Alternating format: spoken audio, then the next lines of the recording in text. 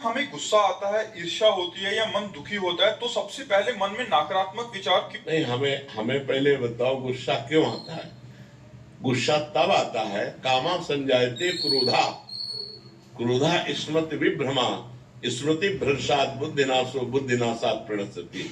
जब हम ये कामना करते हैं कि ये ऐसे चले और वो नहीं चलता, कोई भी हो, तो गुस्सा आ जाता है। हमको ये सोचना है कि मुझे कैसे चलना है। जब मेरा बेटा गलत चल रहा हो तो मुझे कैसे चलना है, मेरी पत्नी जब प्रतिकूल चल रही तो मुझे कैसे चलना है।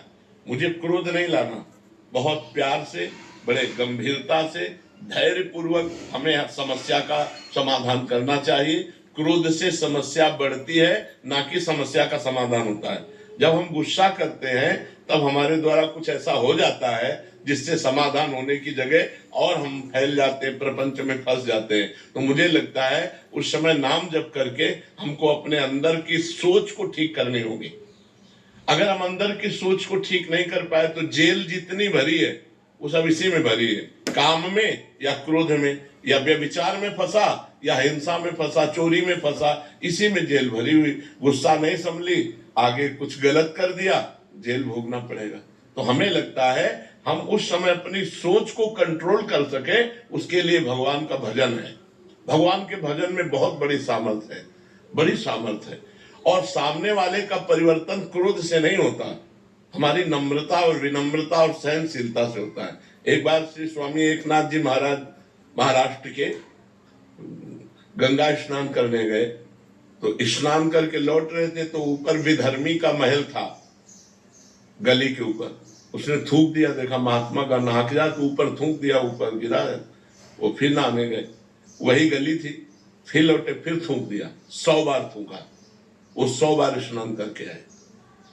जब 100 बार स्नान करके आया तो हार गया। वो नीचे उतर के आया और प्रणाम किया और कहा मुझे क्षमा कर दो। उनका क्यों भैया? बोले मैंने 100 बार आपके ऊपर थूका, अपराध किया। बोले नहीं, आपने बड़ी कृपा की, एक दिन में एक बार गंगा स्नान करता था, आपकी कृपा से 100 बार गंगा स्नान हुआ, ये तो आपकी कृपा। वो चरणों में लौट गया और कहा आज के बाद कभी किसी महात्मा के साथ गलती नहीं करेंगे। विनम्रता और धैर्य ने उसको बदल दिया। अगर उसी समय गाली देते तो शायद और थूकता और गुस्सा करता या और विपरीत चला जाता, लेकिन वो कुछ नहीं बोले तो उसका सुधार हो गया। विनम्रता और धैर्य से यदि हम अपनी सोच को कंट्रोल में रखें तो हम किसी का भी सुधार कर सकते हैं। गुस्सा से सुधार नहीं होता, गुस्सा से और हानि हो जाती है, सुधार की गुंजाइश नहीं। जैसे छोटे छोटे बालकों को आप बार बार प्रताड़ित करते रहे तो उनके अंदर आपके प्रति जो अश्रद्धा पैदा होगी, जब वो जवान होंगे तब वो आपका अनादर करेंगे कि ये बहुत दुष्ट हमारे साथ ऐसा ऐसा करता रहा। तो हमें लगता है बच्चों को प्यार से समझाने की कोशिश करें, दुलार से समझाने की कोशिश करें। ज्यादा क्रोध का प्रयोग ठीक नहीं है। हर जगह क्रोध का प्रयोग करने से हानि ही हो जाती है। क्रोध से आज तक किसी को लाभ नहीं प्राप्त हुआ है।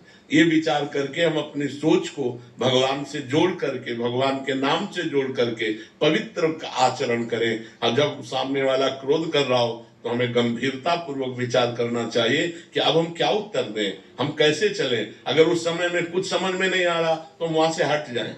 थोड़ी देर बाद हमारी बुद्धि काम करने लगेगी, तब हम देख लेंगे अभी बुद्धि काम नहीं कर रही, अभी क्रोधावेश आ रहा है, तो हट जाना चाहिए, सामने से चले जाना चाहिए। दीप